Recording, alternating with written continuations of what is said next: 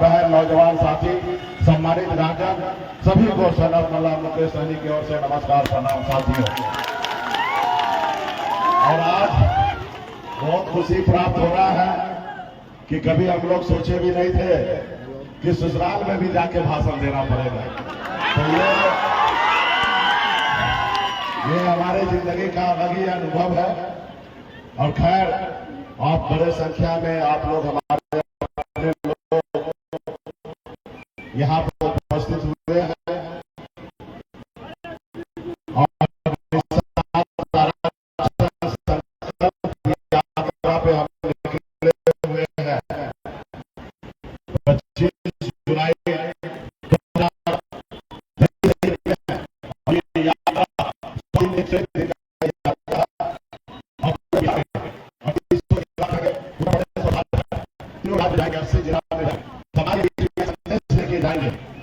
कि इस समाज में, इस संसार में अगर सब खातिर जीना है, मां समाज के साथ जीना है, अगर आप चाहते हैं कि बेहतर जिंदगी है तो उसके लिए 2 काम करना पड़ेगा। 2 काम में एक काम है कि एक रोटी कम खाइए लेकिन अपने बच्चे को पढ़ा लिखे का बनाइए। शिक्षित नहीं होगा तब तक कोई भी समाज आगे नहीं बढ़ सकता। इसे सबसे पहले जरूरी है बच्चे को पढ़ाइए, लिखाइए, काबिल बनाइए। आपके हर जरूरत को कम कीजिए। आप अगर झोपड़ी में है तो झोपड़ी में रहिए, लेकिन अपने बच्चे को पढ़ाइए, लिखाइए और एक दिन वो बेटा आपके लिए महल बना देगा। साथियों, महल बना देगा। जो बच्चा पढ़ लिख लेगा वो बच्चा अपनी जिंदगी में उनको पता होगा कि अच्छा काम क्या है, बुरा काम क्या है, क्या करना चाहिए, क्या नहीं करना चाहिए। और जब तक इस संसार में जिंदा रहेंगे तब तो सर उठा के जिएंगे, अच्छे तरीके से जिएंगे। इसलिए अगर आप चाहते हैं कि आपके बच्चे का भविष्य बेहतर हो तो उसके लिए सबसे ज्यादा जरूरी है उसको पढ़ाइए, लिखाइए, बनाइए।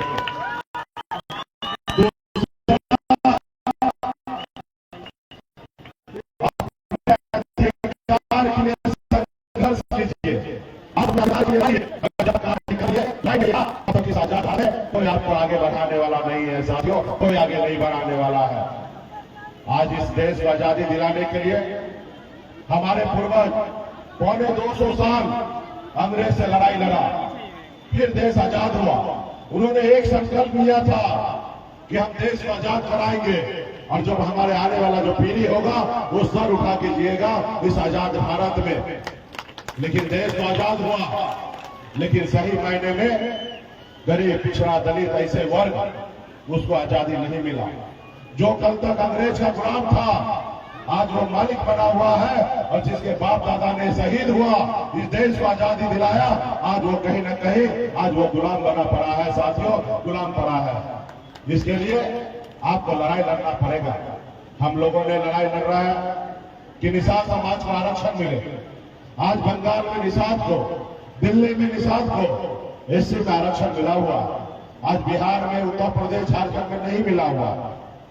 आज अगर 30-40 साल पहले अगर इस समाज को आरक्षण मिल गया होता तो ये समाज कहां से कहां निकल जाता, आज इसको क्या क्या लाभ होता, मैं आपको बताता हूं। आज यूपी, बिहार, झारखंड में चले जाइए, एक भी निषाद का बेटा कलेक्टर नहीं है।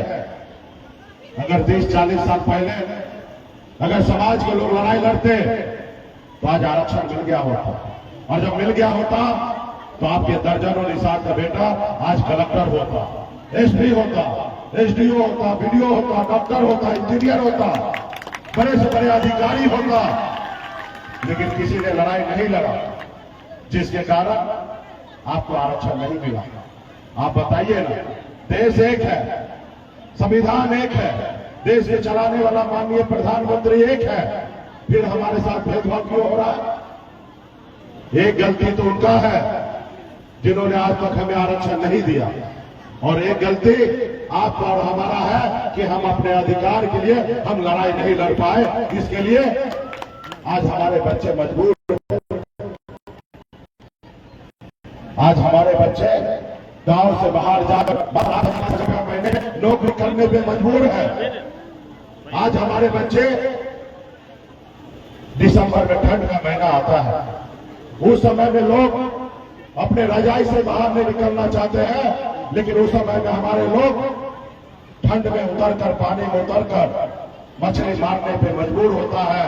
इसलिए कि वो अगर मछली नहीं मार कर आएंगे तो उसका घर परिवार नहीं चल पाएगा, उसका चूल्हा नहीं चल पाएगा। साथियों, आज हम कैसी जिंदगी दे रहे हैं, तो इसके लिए साथियों आपको लड़ाई लड़ना पड़ेगा, आपको संघर्ष करना पड़ेगा। आज मैं भी इस मुकाम तक पहुंचा हूं, आज लड़ाई लड़कर संघर्ष करके पहुंचा हूं। कोई मैं बहुत बड़ा रतन टाटा या अंबानी के घर में जन्म नहीं लिया, मैं भी एक गरीब साधारण परिवार में जन्म लिया, जहां पिताजी मछली मारते थे, दादाजी मछली मारते थे, ऐसे गरीब घर में जन्म लिया। 18 साल की उम्र में घर परिवार छोड़कर मुंबई जैसे शहर चला गया, मेहनत किया, मजदूरी किया, मात्र 30 रुपया रोज पर मजदूरी करता था। लेकिन संघर्ष के बदौलत मुंबई जैसे शहर में एक कामयाब बुलंदी हमने चुना, वहां पे एक बेहतर जिंदगी जीने लगा। ये सब संघर्ष की बदौलत हुआ। जब मैं बिहार आके देखा, लोग चांद पे घर बनाने के लिए सोच रहे हैं, लेकिन आज भी हमारे लोगों के लिए इस धरती पर रहने के लिए घर नहीं है। और फिर मैंने मुंबई के ऐशो आराम जिंदगी को छोड़कर, घर परिवार को छोड़कर आज बिहार में पिछले 9 सालों से बिहार में आपके हक अधिकार के लिए, आपके बच्चे के भविष्य के लिए आज मैं लड़ाई लड़ रहा हूं। साथियों, कल तक ये बिहार में इस निषाद समाज को कौन जानता था, कौन पहचानता था, लेकिन आज इस देश में हर कोई निषाद समाज को जानने लगा और पहचानने लगा, और सन्नत मल्ला से दिल्ली का सरकार डरने लगा और परेशान होने लगा। साथियों, आपने देखा, हमने संघर्ष के बदौलत, आप सभी के आशीर्वाद से, पार्टी पदाधिकारी के सहयोग से हम लोगों ने लड़ाई लड़ा। 2020 में 4 विधायक बनाया। पहली बार 75 साल के इतिहास में आजाद भारत में एक निषाद मल्ला का बेटा अपने दम पर 4 विधायक बनाया। आज तक हमारे लोग एक टिकट मांगने के लिए बड़े बड़े पॉलिटिकल पार्टी के पीछे अपनी पूरी उम्र को बिता देता था, एक टिकट नसीब नहीं होता था। आज निषाद का बेटा टिकट नहीं मांगता है और टिकट बांटने का काम करता है। ये हमारी पहचान है। साथियों,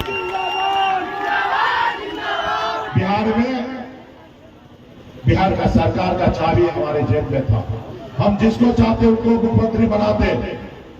हम ईमानदारी के साथ हम बिहार के मुख्यमंत्री नीतीश कुमार जी को 2020 में मुख्यमंत्री बनाने का काम किया। एक निषाद मल्ला का बेटा एक बिहार में मुख्यमंत्री बनाने का काम किया। साथियों, मैंने बिहार में मंत्री बना, अपने दम पे बना, किसी के मेहरबानी से नहीं बना, अपने लोगों के वोट से, अपने लोगों के साथ से हमने बिहार में मंत्री बनने का काम किया, अपने समाज के हक अधिकार के लिए लड़ने का काम किया। साथियों, ये हमारी पहचान है। हम लोगों ने सर पे कफन बांध करके हम पटना से निकल चुके हैं। हम आरक्षण की लड़ाई लड़ने के लिए, हम लड़ाई लड़ने के लिए तैयार हैं। साथियों, आज आने वाला समय में हम लड़ाई लड़ेंगे, निश्चित तौर पे हम जीतेंगे। आज 1 महीना भी नहीं, 1 महीना हुआ है और 1 महीना में ही दिल्ली के सरकार हिलने लगा और सोचने पे मजबूर हो चुका है कि मुकेश सहनी से कैसे डील करना है। कल तक वो मानते थे कि बिहार में सरकार नीतीश कुमार जी फैक्टर है, आज मानने लगा कि ये सन्नत मल्ला बिहार में फैक्टर है। आज मुकेश सहनी कैसे कंट्रोल करें। इसलिए साथियों, हम सभी को लड़ाई लड़ना है, हम सभी को संघर्ष करना है। हमारा लक्ष्य है कि यूपी, बिहार, झारखंड में हर निषाद परिवार के घर पे, हर निषाद के चेहरे पे मुस्कान आए, हर घर में खुशियां आए। इसके लिए हम सभी को संघर्ष करना पड़ेगा, लड़ाई लड़ना पड़ेगा। बाबा साहब भीमराव अम्बेडकर ने हमें वो शक्ति दिया, वो ताकत दिया, एक संविधान बना के दिया, एक लोकतंत्र बना के दिए। उस लोकतंत्र में हमें एक ताकत मिला है। पहले राजा के घर में बच्चा जन्म लेता था, रानी के कोख से बच्चा जन्म लेता था, वो व्यक्ति राजा होता था। लेकिन बाबा साहब भीमराव अम्बेडकर ने जो हमें शक्ति दिया है, उस शक्ति में वोट के दम पर राज्य का मुख्यमंत्री और देश का प्रधानमंत्री बन सकते हैं। साथियों, देश का प्रधानमंत्री बन सकते हैं। अब जरूरी नहीं है कि राजा के घर से बेटा जन्म ले वही राजा बनेगा। एक गरीब मछुआरा का बेटा, एक किसान का बेटा, एक गरीब मजदूर का बेटा भी राज्य का मुख्यमंत्री और देश का प्रधानमंत्री बन सकता है अपने वोट के दम पर। साथियों, जिन लोगों ने अपने वोट को समझा, अपने वोट को ताकत को समझा, आज देखिए वो समाज कितना आगे निकल चुका है, कितना उनके समाज आगे निकल चुका है।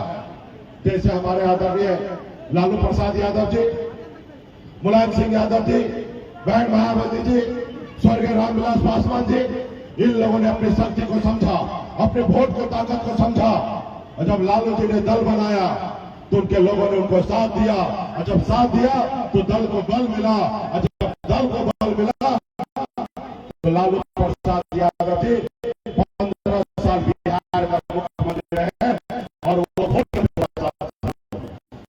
पैसे के दम पर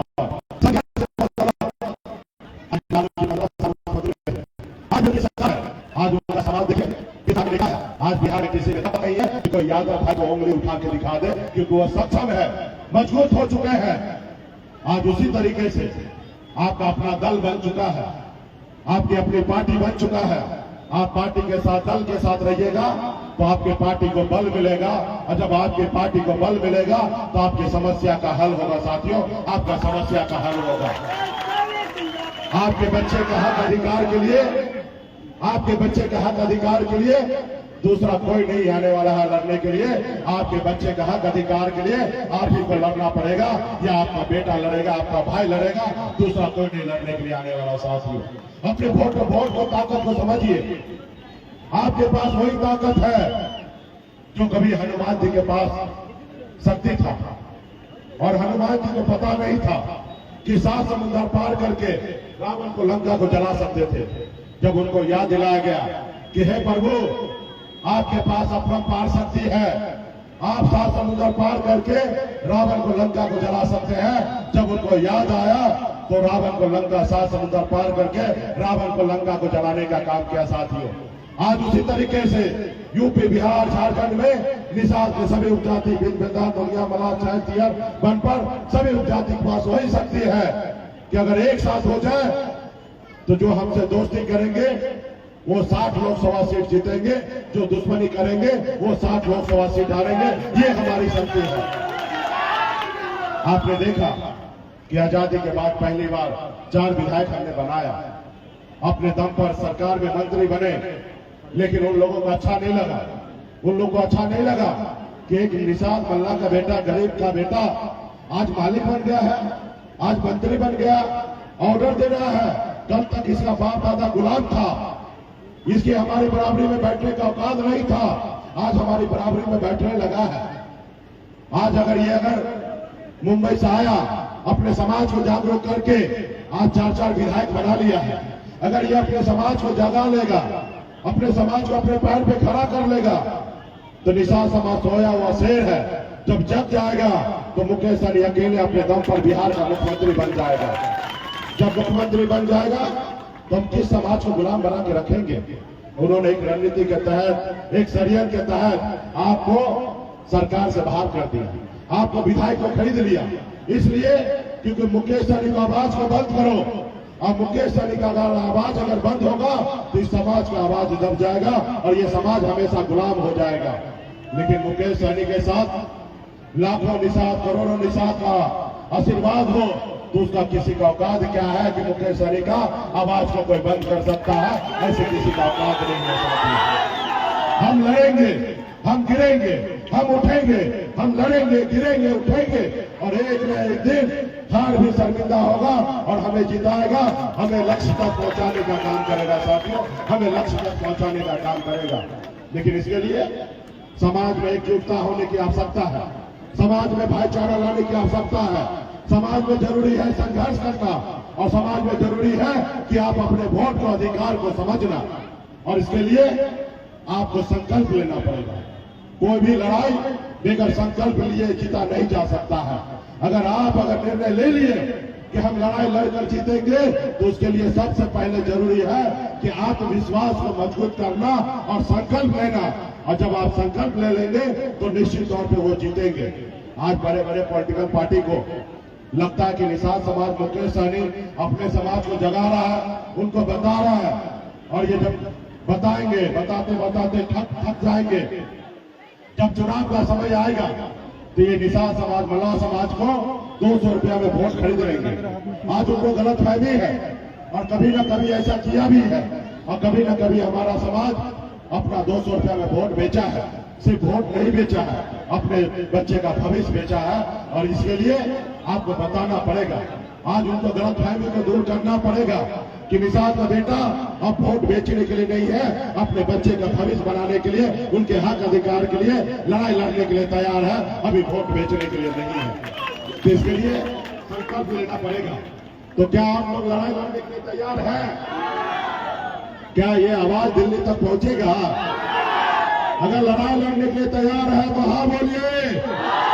हाँ, जब लड़ाई लड़ने के लिए तैयार है और निश्चित तौर पे आप लोगों का आवाज दिल्ली तक पहुंचेगा, और जब लड़ाई लड़ने के लिए तैयार है तो संकल्प करना पड़ेगा और उनको भरम को तोड़ना पड़ेगा कि मोदी जी अब निषाद का बेटा का वोट बिकेगा नहीं, क्योंकि 2024 में चुनाव होने वाला है। मोदी जी को प्रधानमंत्री बनना है, एक तरफ विपक्ष के लोगों को प्रधानमंत्री बनना है, ना ही आपको ना ही हमको बनना है। हमें तो निषाद को आरक्षण चाहिए जो हमारा अधिकार है, और हमें आरक्षण जब मिलेगा तो निषाद का बेटा भी कलेक्टर होगा, एसपी होगा, एसडीओ होगा और बीडीओ होगा, और तमाम निषाद घर में खुशी आएगा। और इसके लिए संकल्प लेना पड़ेगा, और जब आप संकल्प लेंगे तो दिल्ली का कुर्सी हिलेगा। और इस बार हमने ऐसे दवाई हमने निजात किया है, हमने ऐसे वैक्सीन को बनाया है, जितना आप वैक्सीन लगाइएगा उतना दिल्ली का कुर्सी हिलेगा। इससे पहले कोरोना काल था, उस समय में बिहार का, देश का, दुनिया के लोगों ने, डॉक्टरों ने एक वैक्सीन बनाया था कि देश के लोग सुरक्षित हो। आज हमने भी उसी प्रकार एक वैक्सीन बनाया है। वो जितना वैक्सीन लगाइएगा उतना मोदी जी का कुर्सी हिलेगा, और हिलेगा तो डरेंगे, और जब डरेंगे तो निषाद का आरक्षण करेंगे। वो वैक्सीन का नाम क्या है मालूम है? उस वैक्सीन का नाम है गंगा जल। लेकर संकल्प लीजिएगा तो मोदी जी को एहसास हो जाएगा कि अब निषाद का वोट बिकेगा नहीं, निषाद का वोट बटेगा नहीं, निषाद का वोट निषाद के बेटा का कल्याण के लिए, निषाद के हक अधिकार के लिए, निषाद का वोट निषाद के वीआईपी पार्टी के लिए, और निषाद का वोट निषाद नेता के लिए गिरने वाला है। अब किसी दल के लिए नहीं, किसी पार्टी के लिए नहीं, और किसी नेता के लिए नहीं गिरने वाला। उनको एहसास होगा, और जब एहसास होगा तो डरेंगे और आपका काम करेंगे। तो क्या आप लोग संकल्प लेने के लिए तैयार है ना? तो संकल्प लेने के लिए तैयार है तो आपके पास वो गंगा जल आया होगा, वो सब निकालिए, सब लोग जेब से निकालिए, सब आप निकालिए और इसको ढक्कन को खोलिए, और जैसे पंडित जी आपको हाथ में चूरू में देता है ना शुद्ध करने के लिए, उसी तरीके से अपने अपने हाथ में लीजिए चूरू में, और संकल्प कीजिए। जब तक संकल्प नहीं कीजिएगा तो आप कोई लड़ाई नहीं जीतेगा। और ये वीडियो कैमरा वाले भाई है ना, ये वीडियो बनाएंगे और रात में मोदी जी को भेज देंगे, और जब मोदी जी देखेंगे कि अरे वाह मुकेश सहनी के ससुराल में भी उनके लोगों ने संकल्प ले लिया है, और लिखेंगे हम कि मोदी जी ये देखिए ये हमारे ससुराल का वीडियो है, तो वो देखेंगे और एक एक लोग संकल्प लीजिए हाथ उठा के, ताकि कैमरा में आ सके, और सभी नेता लोग को दीजिए मंच पे।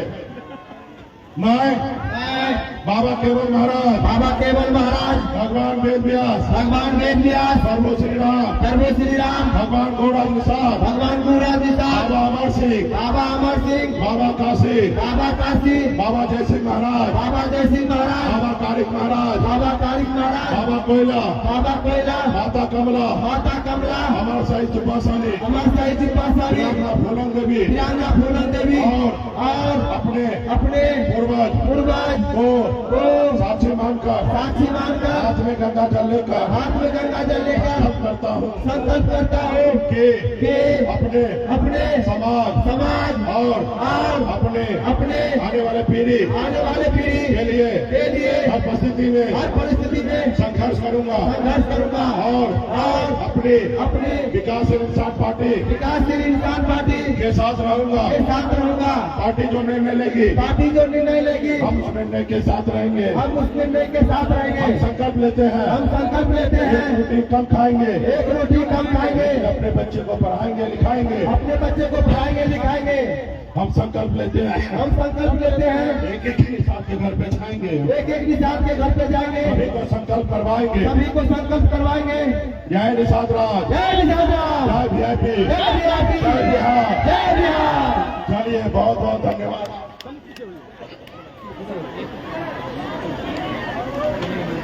सभी यहाँ पे माता बहन नौजवान साथी, सभी गार्जियन अभिभावक, सभी लोगों ने, आप लोगों ने हाथ में गंगा जल लेके संकल्प ले लिया है कि आने वाला समय में अपने हक अधिकार के लिए लड़ाई लड़ेंगे।